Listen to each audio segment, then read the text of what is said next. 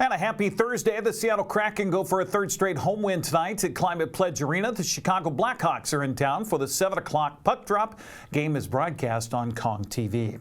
Well, the Seahawks expect Abe Lucas and DK Metcalf back in the lineup this weekend against the 49ers. Seattle is 4-5, while San Francisco's 5-4 as the two teams prepare to meet in Santa Clara Sunday. Coach Mike Macdonald says besides getting two starters back in the lineup on offense, the defense is preparing for the second game back for 49er running back Christian McCaffrey. You know, you have last year's tape and then all the things they've done off of it, and then you have kind of a one-game sample, and they were doing a lot of the things that they do with McCaffrey now, albeit it might have been with Debo or with the running backs that they had out there. So it's kind of hard to gauge like a percentage of how much they're going to change, but you talk about interchangeable parts and guys that can do multiple things.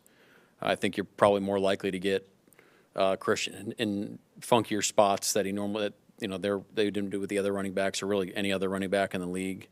So those are things you have to account for on really any situation. So they do a great job. Everybody kind of knows all the different spots and the time. They don't lose timing or anything like that. So that's what you're looking at. McDonald says they've also put an emphasis on trying to get pressure and contain quarterback Brock Purdy. It's probably fair.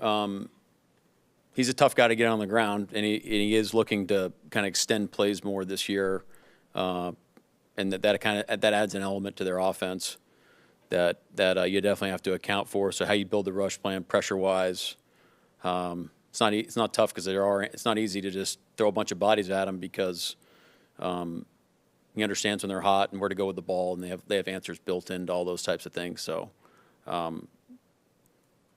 Yeah, you got to try to get him on the ground. Now we have things that we're trying to do. We'll save that for our discussions, but it's definitely a point of emphasis.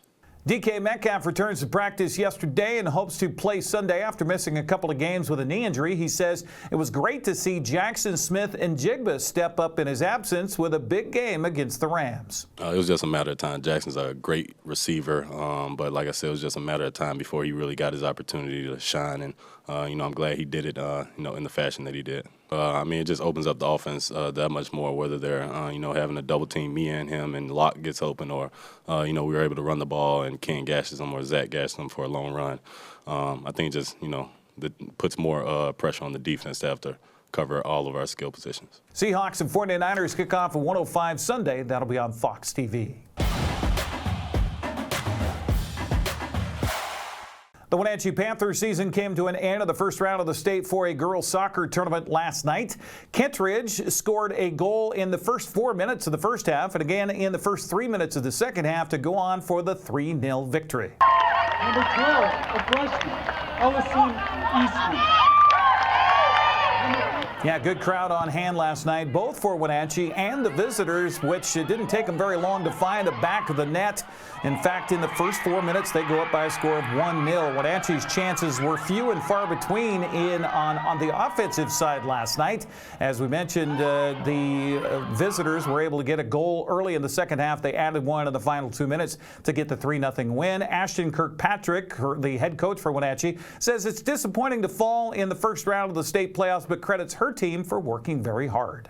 Kent Ridge historically has a great program. I don't know if you know much about club soccer, but it's pretty much the whole Pac Northwest ECNL team that we were playing against, which we knew going into that. It's going to be a good game, going to be competitive. I felt like our girls, for the first time, I felt like they were bought in, like they knew we could compete, we could challenge this team, and I felt like we did that. For a lot of that game, I think we dominated. We kind of caught them on their heels, which I was very proud of. Ultimately, though, I do think we have to tip our hat to the better team tonight. They press hard, they play hard, they didn't give up either. They just kept pushing. We dropped to a 3-back, so naturally you risk giving up a couple goals with that, but what's the difference in losing 3-0 versus 2-0 at that point? So we fought hard, and I was very proud. Till the final seconds, we tried to put one in. And that's been kind of the mentality for the whole season. We're going to outwork these teams. And the other team, they were huffing and puffing. They were tired. It didn't feel like a 3-0 loss. It felt pretty equally challenged in the middle of the field, and I thought they did a good job with that.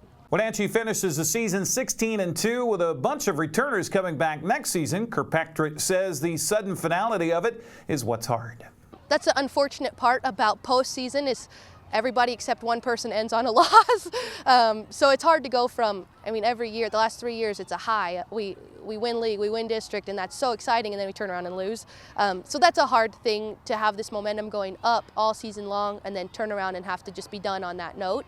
But that's what you got to do when you're trying to win a state championship. So at the end of the day, one team will get to celebrate, and the rest have to just look back and reflect on the rest of the season, which was overall very positive. Kittredge will face Woodinville in the quarterfinals Saturday night. Eisenhower also had its season come to an end 5-0 and a loss to Skyline. Ellensburg moved to the quarterfinals of the state 2A tournament with a 2-1 win over Seaholm and Bellingham last night. The Bulldogs will face Columbia River in the next round, most likely on Saturday. Turning to the 1A tournament, Natchez Valley had its season end in the first round last night with a 4-1 loss to the Bush School. Cashmere advanced to the quarterfinals with a 5-2 win over Kingsway Christian. The Bulldogs will host Clahoya Saturday at 1 o'clock. Royal season came to an end, falling to Cedar Park Christian last night 7-0.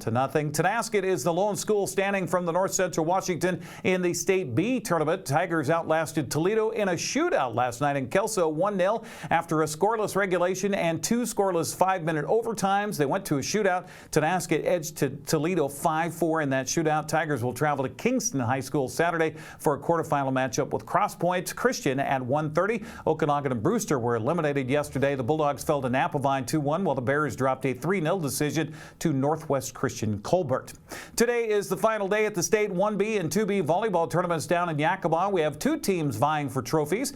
We'll roll back to yesterday. The State 2B tournament, Manson beat Warden in straight sets and then followed last night with a 3-0 win over Riverview to advance to today's semifinal. Tonasket lost 2 straight to be put out of the tournament. Now, Manson had its hands full with Freeman this morning in the semifinals, but came out on top 3-1, 25-19, 20-25, 25-23, and 25-23. How about that? Trojans will go for a second straight state title today against Adda after the Pirates swept Coopville this morning 25-14, 26-24, and 25-17. Turning to yesterday in the 1B tournament, Soap Lake won a play-in game of the morning, sweeping PL. Eagles lost 3-0 to Walla Walla Academy and then were bounced from the tournament by Willapa Valley 3-1. Waterville Mansfield had to take a circuitous route to get to the medal round today. The Shockers lost to Mary Walker 3-1, then swept Garpal 3-0 to get to day 2 today. Waterville Mansfield took down Tahola this morning 27-25, 25-11, and 25-22 to advance to play Liberty Christian for 7th or 8th place. Congratulations to the Shockers.